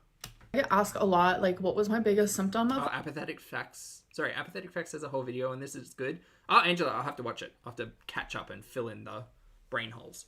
that. It was the fact that I bled for over 2 years. I never went to a gyno because I did go to the ER a couple times. I did see an actual doctor a couple. So when she says she's never went to a gynecologist, she's from memory, because it wasn't like a kind of shocking revelation. Ambi had never been to a gynecologist. Not just in this, she was bleeding for 2 years and never been to a gynecologist. Like the whole history. Yeah. Times. And every single time I'd go, they would say, yeah, this isn't normal, but people your size have really weird and irregular periods. And I was diagnosed with a UTI multiple times. So all of that fed into my delusion, and it made it to where, like, the fear of going to a gynecologist was a lot stronger than me actually going. Long story. And again, I understand that. I understand ignoring health concerns because of fear and not wanting to address it, and that's all, whatever. I personally just don't understand how you go to an ER and they tell you, hey, it might be this, this is going on, this isn't normal, and don't take that message away and be like, fuck, I need to go and speak to a doctor, I need to go and speak to a specialist, even just a GP, a general clinic, anyone, and be like, this is what happened at the ER, this is what they said, this is what I'm going through, help. Even if that GP or that PCP or whatever can't help you directly and says, great, we need to run these labs, we need to get you to a specialist, you need to go, here's a referral to XYZ, whatever. Personally, I don't understand how many ER visits it would take until that was taken seriously. It was a lot for Ambi. It was a lot. To where, like, the fear of going to a gynecologist was a lot stronger than me actually going. Long story short, I did have uterine cancer. I ended up getting a full hysterectomy, so I no longer have a menstrual cycle, so I don't bleed from down yonder. So if I ever notice blood from down yonder... I hate the fact that she also refers to that part of the anatomy as yondy, because that is stuck up there in the brain. Damn it, Amber. Something is wrong. So it was a little over 2 weeks ago, I went pee and I noticed there was blood in my pee. This is very hard for me to talk about. I have cried a lot about this whole thing because I am scared. When I first saw it, I had so many memories flashback. She playing Beck again. No, fortunately. But for those of you who don't know, if you know, you know, rather. Yeah, Ambi essentially blamed Bex for her not going to a doctor, which was a really shitty thing to say. Like, she said it in a roundabout way. So it was when she was with Feline, she said, if I were with Feline, I would have gone to see a doctor much earlier than when I was with Bex, inferring that it was Bex's fault that Bex didn't force Amber to go to a doctor because she's not her own functional individual. Anyway, it's fucked. She's mean, but continue, Ambi. Something is wrong. So it was a little over 2 weeks ago, I went pee and I noticed there was blood in my pee. This is very hard for me to talk about. I have cried a lot about this whole thing because I am scared. When I first saw it, I had so many memories flashback. Like, it was straight up as if I was back in that uterine cancer journey. Like, it hit me like this and I broke down. So after I calmed down a little. And it is very, like, I understand that as well, when you ignore something in your world for so long and then you're all of a sudden confronted with it and it's like, oh no, I've just broken the fantasy. Like, the reality has come crashing home and it is staring directly in my face and I can't pull the fantasy in front of it anymore, and I'm being confronted by reality, and the consequences of my choices and actions have come home, and it's shocking, and it's like physically shocking, like feeling shocked by all of these things that you've been working for so long and so hard to push out of your line of sight and push out of your conscious thought, I suppose, for it to suddenly be right there and be like, there's nothing I can do, and I've been ignoring this for so long, and I've been like, what do? It sucks. in that uterine cancer journey. Like, it hit me like this, and I broke down. The Lulu, yeah. After I calmed down a little bit, I realized, okay, you know what? This could be just a UTI. I ended up talking to my closest friends who have had UTIs, and I was... Stop. Not speaking to my closest friends who have had UTIs. Stop it. Get a test, run a lab, speak to healthcare professionals. Not I'm bleeding from part of me and I'll convince myself that it's a UTI because I'll ask about it. What is it? Confirmation bias? I'll just ask about UTIs and it'll sound really similar in my brain and I'll be like, yeah, no, that's definitely what it is. That's definitely what it is. I don't need to run a test. It's fine. It's probably just whatever. No. I was like, what were you guys' symptoms? Like, I was scared, obviously. And of course I went onto the Google, and everywhere and everyone was like, yeah, you know, a little bit of blood in your urine. So we're blaming our friends and Google. Totally normal for a UTI. But like, I was having no other symptoms. Like, I had no pain, nothing. Okay, I'm going to be very frank. My name's Zach. I'm going to be very frank. I don't understand the logic. I don't understand the logic of someone who bled for 2 years with the end result being uterine cancer and a full hysterectomy. I don't understand someone who's been on that journey. I'll say journey because this is a serious talking point and it's not a gurney. I don't understand someone who's been on that journey, who has had similar symptoms in the past before, trying to rationale out of that. I do as kind of like a fear response, trying to find any other answer than it could be the same thing again. I get that. I 100% get that. Delusional. But logically, I don't understand someone who has gone, like Ambi specifically, someone who's gone through that journey for it to happen again, to try to rationale her way out of that box, essentially, all while talking about it on the internet. That's always the thing that gets me. That's always the thing, because people leaving comments, people reacting to it, people who are having opinions about all of this stuff, like that doesn't contain the fantasy, right? And maybe that's a bigger issue with Ambi, her willingness to encase herself in these delusions, and that's why she has issue with people who apply logic to a lot of the stuff that she says, because it breaks down that fantasy and she can't live in those delusions anymore. That's getting very like meta about it all, I guess. But it doesn't make sense to me that you can sit on camera and say these words and still like, and it's not as if Ambi wasn't making content for the last 4 weeks. Like, she was. She has been. She hasn't necessarily been talking about her health. Well, actually, that's not fair. The last 2 weeks, she has absolutely been talking about her health. But to talk about all of that stuff, like, bold-facedly, and still be living in this, like, fantasy world of everything's okay, it's probably just a UTI, even though years ago I suffered with this terrible thing that is cancer, and am not willingly taking it seriously and saying these symptoms are similar to something I've been in the past, that's occurred in the past. That doesn't make any sense to me. So I immediately knew, okay, I need to go to a doctor. Let's get this tested. Let's get put on some antibiotics, get this figured out. So I called around to a couple doctors, and one of them was like, we don't have an appointment open until next year. I was like, did I hear you wrong? Nope, didn't hear that wrong. Literally next year. With new patients, it's very different, which I don't understand, like, the concept. Like, there's only certain spots open for, like, new patients versus, like, doctors who have seen the same patient over and over. I don't understand it. I'm not meant to. Long story short. Maybe you are meant to, because, like, health concerns are everybody's concern and priority, and considering everything that you've talked about on channel when it comes to your health, maybe understanding access to healthcare for you needs to be a priority, and you need to understand it. Maybe. Every doctor that I called, they were like, yeah, you can be seen in like a couple months from now. Like, there was none that was like urgent, and this felt urgent to me. Great. Okay, great. That's fine. No one's gonna gatekeep the urgency of bleeding. It's fine. I am a woman that has blood in her pee after having uterine cancer and a full hysterectomy 4 years ago. Like, that felt urgent to me. So yeah, Ambi, anyone who's familiar with your health journey would say that this is an urgent situation type of deal. That isn't to say that maybe you should have taken your health seriously, gotten a healthcare professional when you first moved to Oklahoma, or even engaged with the people back in Kentucky to get a referral, or like get your patient information transferred over to a clinic in Oklahoma to make that situation type of deal style moment a little bit easier. It's not blame.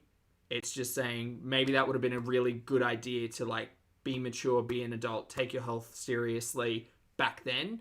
I understand there's nothing we can do about it now, but just as a note for anyone, if you are moving and you are unable to see your primary healthcare physician, engage with them, have a conversation with them, see if they can recommend someone in the place that you're moving to. Do more than what Amby has done. Since I wasn't able to make a doctor's appointment, I did go to immediate care. They took my urine sample and I had no bacteria in it. I have no UTI. It shows no signs of anything. So I explained to them, I did move to Oklahoma in October. I have not gotten a doctor yet. Be an adult is the, yeah. Take yourself seriously and look after yourself, and don't live in a fantasy world. Did not make that a priority for myself, and I should have. I understand that. So immediate care gave me a card for a doctor that probably would be willing to see me soon. So that's great. I was like, okay. So I ended up going home, calling, make an appointment, and I did see that doctor. I took another urine test, and again, it came back with no bacteria, nothing wrong, like no UTI. And that's when the topic of cancer came up. And the only way for them to see if it is cancer is if I get a CT scan, which is what I'm going to do today. Obviously. And again, the conversation about scans occurred after everything had been completed with the hysterectomy. There was a long conversation about, hey, Amby, you're talking about remission. Have you gone through the scans? Have you gone through the process? Have you gone through the lab work? And the answer was no. Well, not the lab work, but the scan specifically. The answer was no. And so the audience, because this was in the live stream era, a small blip in the timeline, I guess, as well, where it seemed a little confusing. And the end, I guess the bookend of the entire conversation is that Amby did not follow up. Amby did not receive scans. Amby did not know. There's also a chance that it's literally just kidney stones. I have had kidney stones in the past, but normally when I've had kidney stones, I did have pain. So the CT scan is actually going to be looking at my pelvis and my abdomen. So the doctor did tell me, I am going to put you on some antibiotics because you could have an infection that our urine test just is not picking up. So that's wild to me as well, by the way. Like, just willy-nilly antibiotics. Does that make sense to anyone? That seems weird. That is your tests have come back negative, and it literally could be anything, but here's some antibiotics. That seems weird. Reason why I'm on antibiotics. Nope. Okay. Maybe, again, an Australian, and I've been very fortunate to not have to be on very many antibiotics, touch wood. Do you all know where, do you know what, Amby, I'll be with you in a moment. Do you all know where the phrase touch wood comes from? It's about, I think it's about dryads, right? And how back in the day, back in ye olden days, right? I'm telling a story and I don't even remember it right. It's like respect for the dryads and spirits and nature. That's why you knock on wood and not metal. Yeah, sprites and dryads and trees. It's showing respect so that you could pass through without harm. You know about touching wood. Do you know what? Never mind. Never mind. You both made the same joke. Congratulations. Sorry. Anyway, back to Amby's just mystery antibiotics. Because you could have an infection that our urine test just is not picking up. So that is the reason why I'm on antibiotics. I'm terrified, to say the least. Antibiotics and Ozempic. That's where we're at now. I have broke down a lot because of this, and I actively feel myself disassociating. Right now, I just feel numb. I feel... maybe it's like a better safe than sorry situation with the antibiotics. That's fair. Again, I ask because I don't know, and I'm not a professional, and I'm not speculating. I'm just curious.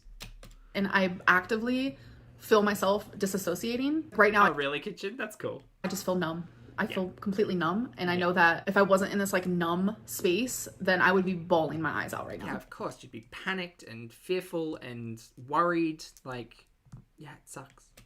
But I think I feel safer in this weird disassociative area, because when I'm like breaking down about something that I'm extremely worried about and something that I don't know the answers to and that I currently can't control, I feel unaware of my surroundings really. And I think right now I just need to be strong. I need to go through the motions of what I need to do to figure out what this issue is so I can get it resolved, so I can figure out a solution. I still remember sitting there in immediate care and them coming back and telling me it was not a UTI, because I really believed that it was. And when they told me that it You believed it because you convinced yourself. Yep. wasn't, Yep. again, it was I mean, coping mechanisms, whatever, everyone's got them, but just calling it as we see it.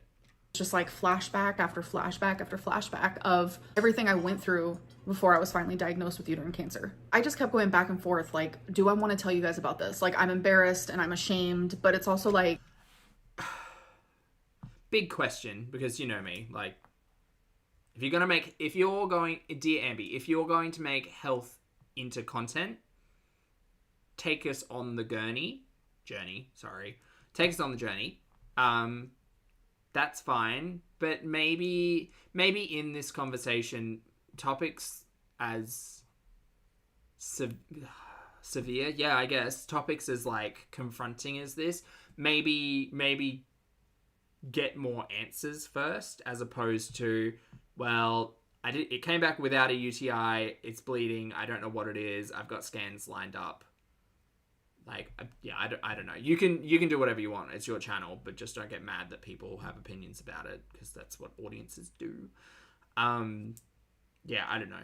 I think Ambi's had the most success when it comes to actually managing and looking after her health by not making it a topic of conversation, because she's often becried the cruelty of people in comments and reaction channels who, again, kind of have questions and curiosities and, you know, opinions about all of that stuff. So I don't know. Do whatever's best for you, gal, but just take it seriously. There are things that your body does that you are not in control over. And I know a lot of people are like, this happened to you because of your weight. This is your weight's fault. This is your weight's fault. Not everything is because of my size and because of my weight. So it's hard. No. Yup. Let's just live in reality for a moment, where morbid obesity does negatively impact health as a general statement, right? So, not this thirst trap pause, Ambi. Let's just start there, right? I'm not saying that every disease, everything under the sun is because of obesity, right? And I'm no one to listen to, so please don't listen to me on this. But it is my understanding that the general concept of a lot of the biomechanics of the human body are only made worse, often, if you do have morbid obesity, super morbid obesity. I mean, there's a reason why it's called morbid obesity. Like, let's just call a spade and a shovel. To come on here and feel like a normal human, because I get so much like, this is your fault. Sometimes it's just literally not my fault. I have fully taken the responsibility of me getting uterine cancer to begin with. Like, that is completely my fault. I have had health professionals tell me, no, it isn't your fault. But it's like, when you look at it and you figure out, you know, why did I get this? It is my fault. And okay, I don't understand the argument that she's trying to make. Is it her fault or is it not her fault? It's not up to me to say whose fault it is. Like, if a poor lifestyle choice or series of poor lifestyle choices or just series of choices have resulted in a negative health impact, okay, I don't get, Sarah, I don't get it either. I mean, I don't, like, cancer is not anybody's fault, right? Cancer is not a punishment. It's not like it's a terrible disease. There are lots of terrible diseases out there. Cancer is one of them. It sucks. Happens to people. It's terrible. No one deserves it, right? My only thinking in this, like, world is thinking about, like, why I quit smoking, right? Lots of reasons why I quit smoking. One of the benefits were better lung health. The benefit of that, not smoking, is I drastically reduced the risk of lung cancer. It's never zero. Nothing's ever zero. But not smoking drastically reduced the chance of lung cancer. Lots of other, like, terrible cancers. So I made a lifestyle choice to reduce that risk. Great. If I hadn't, and I developed something terrible, and I looked back and said, is it my fault? Would I blame myself? I'd say my actions have resulted in this consequence, but that's not worth beating myself up over.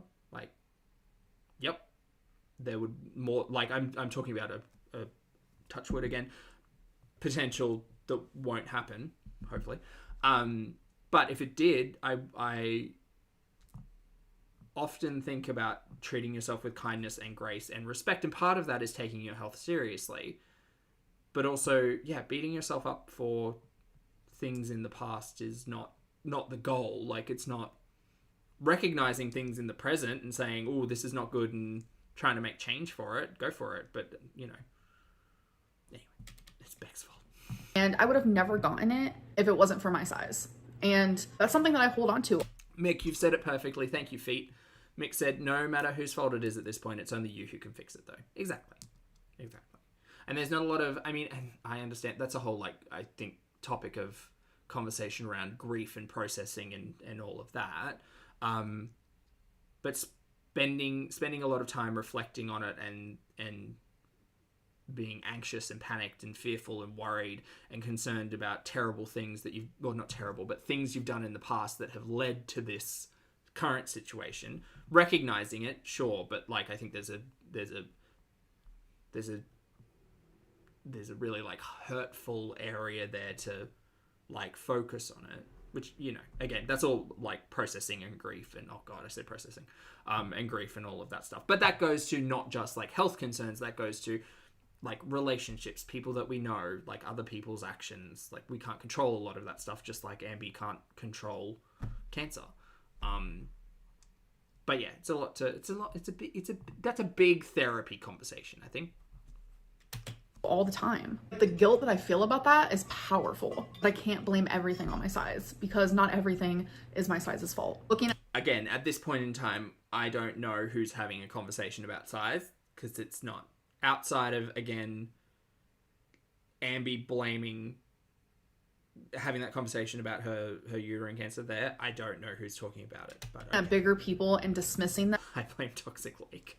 Constantly for whatever reason. It's because my size's fault. Looking at bigger people and dismissing them constantly for whatever reason, it's because of their weight. It isn't fair, and it is in a way dehumanizing. But I'm not ignorant. I'm not unaware of the fact that, like, being larger does cause a lot of health problems. Again, it's morbid obesity. It's literally in the phrase. It truly does. That is why I've never been health at every size. I don't believe that you can be this size and be healthy, but I do believe.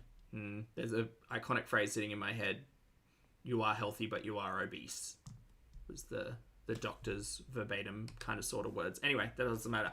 Doesn't matter at this point in time. In health at every size. I don't believe that you can be this size and be healthy, but I do believe that bigger people, such as myself, we do experience illnesses or sicknesses that isn't directly caused by our weight. So hopefully. Sure. Yeah, literally everybody does. Hopefully that makes sense. And that was, like, a big reason why, like, I didn't want to come on here and talk about this, because so many people dismiss me and the things that I go through just automatically, like, whether it's health stuff, mental health stuff, just, like, day-to-day life stuff. Ambi, if you're talking about your audience's attitude towards you, this feels real gross and manipulative to bring that up specifically in a conversation about health. Just a reminder that you have not been a great you haven't had a great relationship with your audience, right? You haven't treated them with a lot of respect. You've often lied, like, you've said and done some terrible things, and then tried to gaslight your audience into thinking that they either never happened, didn't happen the way they think it did, blah, blah, blah, blah, blah. So, okay, but my opinion of you, Ambi, as a person doesn't have anything to do with your health. Outside of the concept of you should take it seriously, you should respect yourself when it comes to your health, like, you have, and in that conversation, I guess, as a YouTube creator, you have the opportunity to take the audience on the journey with you or not. But instead we get pieces like this where you seem to say that your audience is your entire audience, because you're not even talking about supporters now, you're just talking about anyone who has anything to say about you, dismisses you and this, that, and the other. Like, we're watching you, Ambi. Like, dismissing cleaning the counter for 9 minutes and, like, taking Twinkie for a walk for 3 seconds is whatever. That's just, like, BS content. But if you're having a conversation about your health in this way, I don't think that's happening, but okay, whatever. I'm just like constantly dismissed and judged because of my size. Like it goes on to like simple things like Amberlynn doesn't shower because of her size, or Amberlynn doesn't walk her dog because of her size, or Amberlynn doesn't clean her house because of her size. Like I have never given any indication. Yes, 4 years ago, for sure, 2019. Yeah, I was going to say, I mean, there is a history of Ambi's content where she's told us that these things didn't occur, but okay, whatever. How terrible of anyone to make an assumption that Ambi does or does not do things that she's admitted to doing years ago. Okay, yeah. Wait, that's literally 5 years now. 2019, 5 years ago, yes. Like, those things were close to virtually impossible for me at the time. Then, like, I have shown my growth. I have shown myself walking Twinkie. We have walked a mile together multiple times. Sure, I recorded a couple times. I just don't understand this topic of conversation while we're having this more serious health conversation, but okay. Okie dokie. About my shower.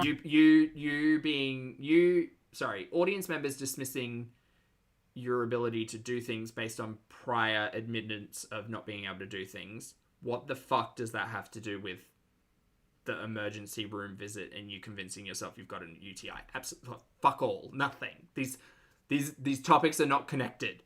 I talk about my cleaning. I talk about all these things. I've shown myself doing these things. And just because of my size, people assume that I can't do these things. And that's just really unfair. Okay. I don't want this video to be about my weight or my size, but I think that's something. And yet you have somehow made it this way. That's just like really, truly heavy on my mind and in my heart right now. Ambi, I believe you can do whatever the fuck you tell us, but I just don't trust you because you are a known liar on the internet. And I don't understand how you've taken this conversation from serious health talk to boohoo, my audience don't trust me. What the fuck? Because no matter what I talk about, it could literally be anything, no matter what I talk about on this channel, somehow the reaction I receive is always weight-based. It's always about my size. I do talk about... Is it always is a pretty definitive statement? I don't think it always is. I don't think everybody's reaction to watching your content is weight-based. I don't think. Also, like, you're prefacing all of this in the lead up to, like, a brand new Ozempic arc. Girl, go off. Take your Ozempic, lose all of the weight. I don't care. I don't care. I don't care. All it will prove if you're on Ozempic and losing bucos and bucos of weight, of kilos, of pounds, whatever. All that'll prove is that it was absolute fucking bullshit you talking us through your lipedema, drastic weight loss, sludgy liver bullshit. Great. Excellent. I hope you find success and you take your health seriously and you do all of the damn things. But you're kind of damned if you do and damned if you don't in regards to how you show that. Because we've been here before. You've lied to your audience before. You've been caught out on the lies before. And it'll just be really interesting. Sorry, gal. And again, that's nothing to do with your fucking size. It's coincidental that we're talking about health here and that there are two similar approaches that might have two different outcomes, and you just lied. Okay, great. Can't wait to see it. But you do you. Boo-boo. About my weight a lot on this channel. I'm about to start a new Ozempic journey. That's something that I'm always going to talk about, but that doesn't mean that every single thing that I do in my life is talk about her touching everything at Target a lot. We do. Directly a cause of my size. We do. We talk about her, just a lot. I want to be a person with so many things about them. And then go fucking do it, Mary. Pick up a fucking hobby. One of them just being Sorry. that I'm super morbidly obese. But instead, I feel like the internet makes me just a super morbidly obese person. There's nothing else about her. It's all our fault. It's all our fault. She's a one-dimensional character. The only thing she's got going for her is fucking morbid obesity. Okay, that's it. Pack it up, everyone. We solved the case. With so many things about them, and one of them just being that I'm super morbidly obese. But instead, I feel like the internet makes me just a super morbidly obese person. There's nothing else about her. No, there's lots about you, ma'am. But, like, go watch Mr. Snowflake. Like, there's 13 mini episodes of the mini series about you if you really want to learn about Amberlynn Reid. Go ahead. I highly encourage it. Love Mr. Snowflake. There's more to Ambi than her morbid obesity. Yep. And there is more to a health conversation than morbid obesity. Like how we started off this conversation. but okie dokie. Ever seen for my size. I don't think anybody should ever be just seen because of how they look. I will forever be more than... Abby, if you'd like, I'll just like turn the video off and we can just listen to you talking. That's fine. I honestly don't care. The most interesting thing about how Ambi looks is when she does a torrid haul and I get to talk about clothes. I don't care. I don't care. Ambi comes online looking how she always looks, saying, oh my god, I'm so sorry, I look terrible in this lighting. It's the heat, it's the cold, it's my hair, it's the makeup I slept in, you guys. And we collectively roll our eyes and say, man, we've been talking about this for years, for a decade. If you refuse to wash your face before you go to bed at night, that's on you, boo. But like, don't expect your audience to keep tight-lipped about it when it is very obvious on camera. And again, that's not got nothing to do with your size. Oh, but you guys, I can't sleep, my sleeping schedule. Okay, great. Girl, when are you going to get off the struggle bus and actually fix something? When are you going to address it? When are you going to treat something? When are you going to manage it? When are you going to take it seriously? You're not. Okay, great. You're just going to come on camera and whine about how terrible everything is, and that's fine. You can do that, but don't expect your audience to shut up. This is just not going to happen. You see how my initial reaction to talking about health when it's something so serious is serious, because it is. But when it's, oh, you guys, I didn't wash my hair and I've got dry shampoo and let me tell you all about this Legos, I just fucking roll my eyes, because it's not that deep, it's not that interesting, and it's not a personality trait to be lazy. It's not. Well, I mean, I guess it is, but it's just not an interesting one. Yeah, it's not a personality trait to get a trolley to lug your cat litter and your 36 bottles of Dr. Pepper Diet Cherry. I don't care. I don't care. It makes it easier for you. Great. It makes it easier for everyone. That's fine. Whatever. I don't give a shit. I don't think a lot of people give a shit. You're interesting to watch, Ambi. You are. You're interesting because I've invested years into watching your story, and I would love to see how it continues. Girl, I hope that Ozempic, that semaglutide works out for you. I hope that MedSpa, all of those labs clear. I hope that works for you. I hope you feel your skinny queen fantasy, whatever. But the bigger topic of conversation is health, and I hope you respect that and take care of that. And find good health and treat yourself with respect, and stop crying that the reason why life is bad and hard is because your internet audience has an opinion of you that is one-dimensional. We're sorry. You are a complex individual like every other human. You've got things going on, and that's great. But by golly, I wish you'd share them with us when they are interesting. Hugh, hello, thank you for being here for 9 months, mate. I appreciate it. Hugh Mad says, schedule your mammograms and your annuals, girls. Schedule annual checkups, dental. If you've got something going on that's a mystery and it's a surprise and it's new to you, just go and see someone. Don't Google the symptoms. Don't ask your friends. Book in and go and see someone if you can. Mudslicker, thank you for being here for 13 months as well. Mudslicker says she's a dry girl. Thank you for being here, Mudslinger. She does not like the sauces, not as much as Foodie, no. Than someone who is 500 pounds. Things happen to me not because of my size, but because I'm simply human. Hold on, hold the phone. Hold a minute. Hold on.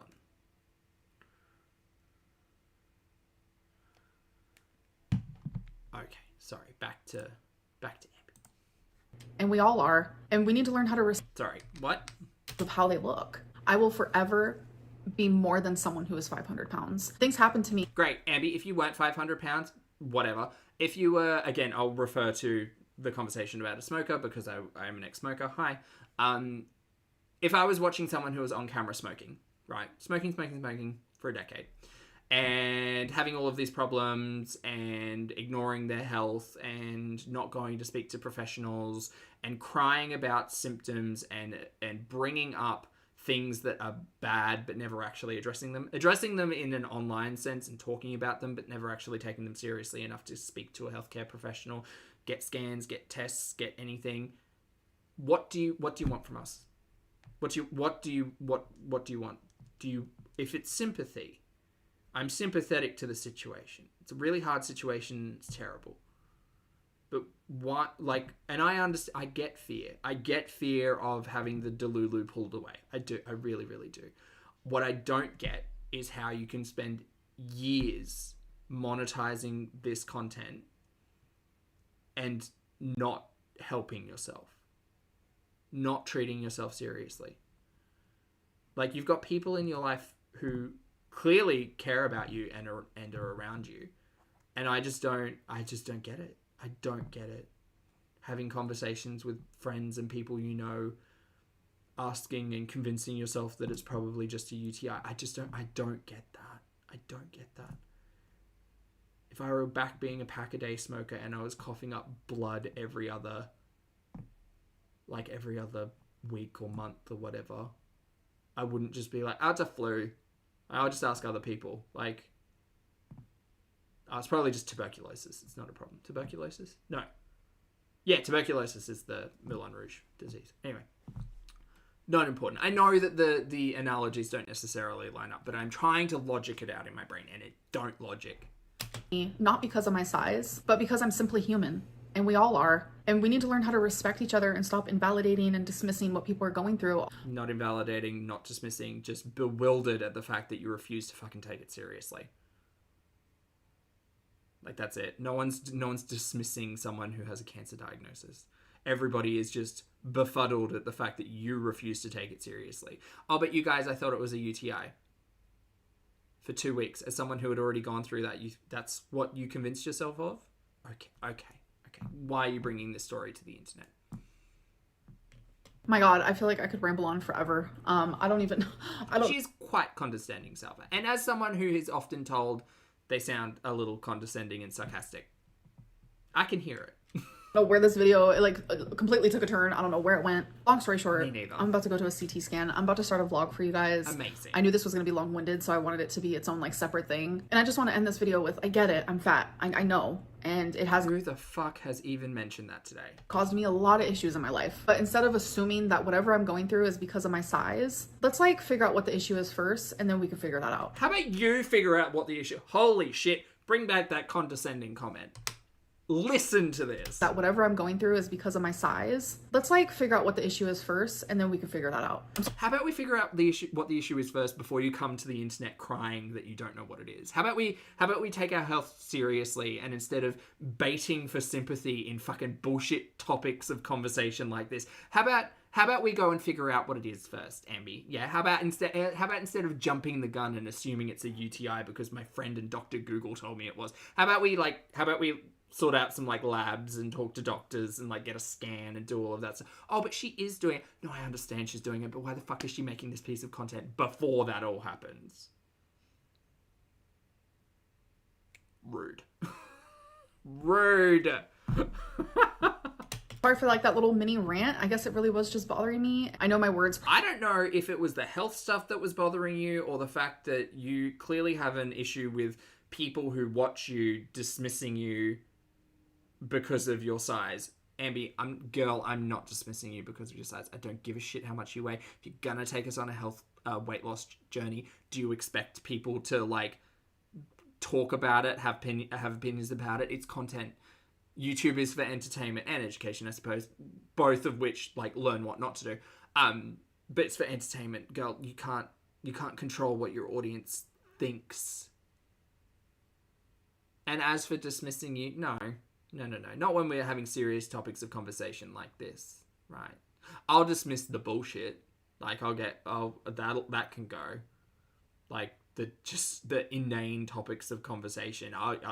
It's very much giving the opinion that she shared with us when she came online and said, I'm thinking about doing a new piece of, a new style of content where I do current affairs and I give my opinions on it. And I think collectively the audience sighed and rolled their eyes and said no one really wants Ambi's opinion about a lot of stuff because she's got zero world experience and what is she going to talk about? And she does have very niche experience that she could share her opinions on, of course.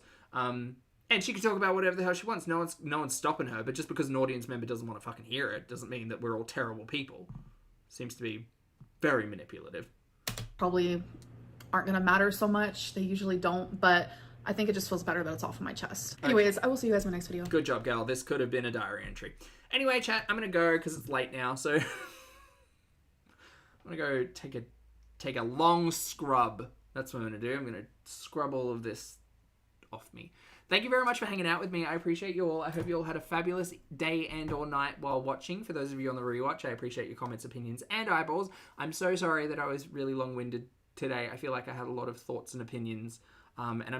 Again, my topics of conversation are only in reference to the content that we watch, the individuals who live in a different reality, not taking their health seriously, and I'm very sorry that if any of that topic of conversation related to you or your experiences, please know that I'm not specifically being specific. It is just a general topic of conversation. Please just speak with your healthcare professionals, get your annuals in, get your teeth checked, does moles, skin checks, do it all. Just please take it seriously. Never be Ambi or Chantal in any of this, because it's wild.